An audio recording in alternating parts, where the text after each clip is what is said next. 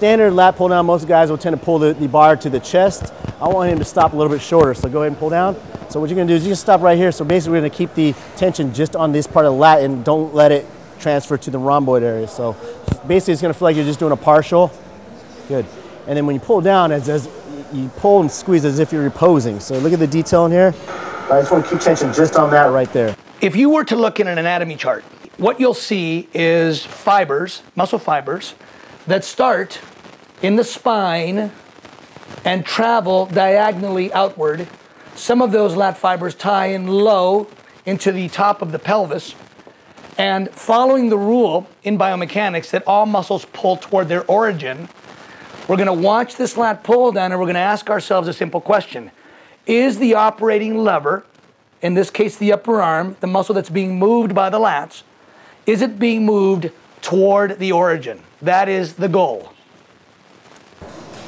Full extension, all the way up, stretch, and then pull. Yep, right here.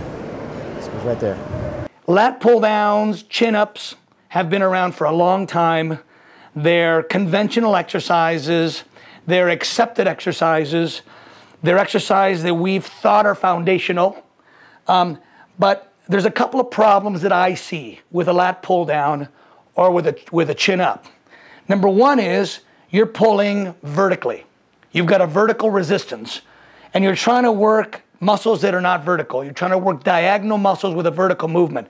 One of the rules in biomechanics is exercises are best when they travel along the pathway vertical to the muscle fibers. So if those fibers are going like this, that means the resistance should theoretically come from the side and should be pulled inward toward the spine. So doing that would do two things that are very good. One is it would be getting this upper arm closer to the spine, which is the primary origin, and it would keep the arm from going up too high. Now, there's a thing called impingement syndrome.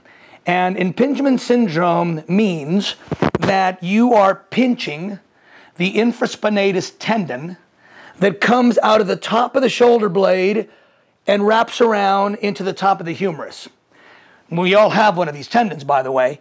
And if you look up, if you Google impingement syndrome, you will see dozens and dozens of pictures of the humerus being brought up underneath the acromion process, which is the top of the shoulder blade, pinching repeatedly that infraspinatus tendon. Anytime you put your hands overhead, whether it's an overhead press, whether it's a pull down, whether it's a chin up, you're going to squeeze to some degree that tendon. Now, there's two questions we have to ask ourselves is squeezing that tendon essential for lat growth? I would say no. If you do a diagonal movement, you can avoid pinching that tendon and maximize latissimus stimulation. The other thing is, can you avoid it? You cannot avoid it by doing something like this. Now, you've probably experimented with chin-ups and pull-ups, and you can feel there's a shifting of the shoulders that occurs at a certain point.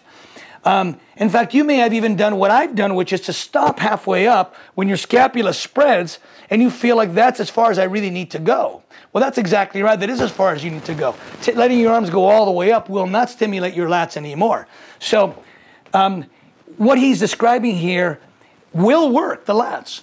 There are lots and lots and lots of lats that have been developed with a lat pull down. Is it the very best exercise you can do from a risk reduction standpoint and a benefit standpoint? I don't think it is. I think a diagonal movement is better. Rhomboids do something entirely different. Rhomboids actually sit right next to the trapezius, and their job is to pull the shoulder blades back. So if you were to look at an anatomy chart, you would see that there's actually two functions that happen with back workouts. One is a pulling down or a pulling inward, which is all lats, and the other is a pulling straight back. So rowing exercises tend to work everything that's in the upper back. Teres major, teres minor, infraspinatus, supraspinatus, rhomboids, and trapezius, as well as rear deltoids. It works everything across the upper back when you row. When you do a pull down, there's very little of that happening because the resistance isn't coming from the front and the shoulder blades are not being pulled back.